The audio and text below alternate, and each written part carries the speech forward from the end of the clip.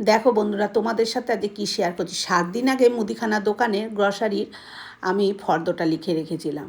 7 দিনের মধ্যে বাবুর সময় হয়নি, 7 দিন পর গিয়ে আজকে এনে দিল, দিয়েই চলে গেল। কেন, একটু মিলিয়ে দেখ কী কী এনেছিস, সব ঠিকঠাক আছে কি না। সাদা তেল, এই দেখো সোয়াবিনের প্যাকেট আনতে ভোলে না। আবার জিকে আমি তো থাইরয়েড আছে, আমার সোয়াবিন খাওয়া বারণ। দেখো ওর একার জন্য করতে হয়, সে নিয়ে আসার। এই যে মাজনটা দেখছো, এই মাজনের সাথে একটা ব্রাশ দেয়, তার জন্য এই মাজনটা আনে। মাজনটার কিন্তু অনেক দাম। আর এটা হচ্ছে মসুর ডাল আর চাউমিন, যেগুলো যেগুলো ও খেতে ভালোবাসে সেগুলো ও ভুলেই না। আর এটা হচ্ছে সানলাইট বার। ওর জামা কাপড়ের কলারগুলো এতটা ময়লা করে যে কি বলবো, ওই সানলাইট বার দিয়ে ঘষা ছাড়া আমরা পরিষ্কার করতে পারি না, সেই জন্য ওই দুটো প্রত্যেক মাসে আনতে হয়। আর ঠাকুরের তেল নিয়ে আসি না, আর হচ্ছে নকুলদানা। আর দেখো শুকনো লঙ্কাগুলো একটু দেখে শুনেও আনে না, শুকনো লঙ্কাগুলো একটুও ভালো না কালারটা।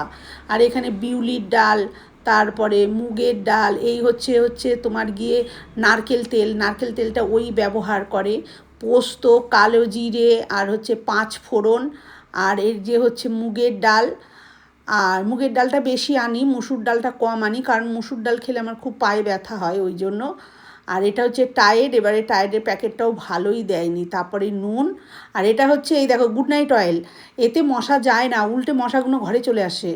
আর এটা হচ্ছে কালি, জানো আমার চুলগুলো খুব অল্প বয়সেই পেকে গেছে, মানে আমার 25 বছর যখন বয়স তখনই চুল পেকে গেছে। আর এই হচ্ছে চিনি, ময়দা, আর এই হচ্ছে ঠাকুরের ধূপকাঠি। দেখো 2খানা প্যাকেট লিখেছি, ও 1খানা নিয়ে এসেছে।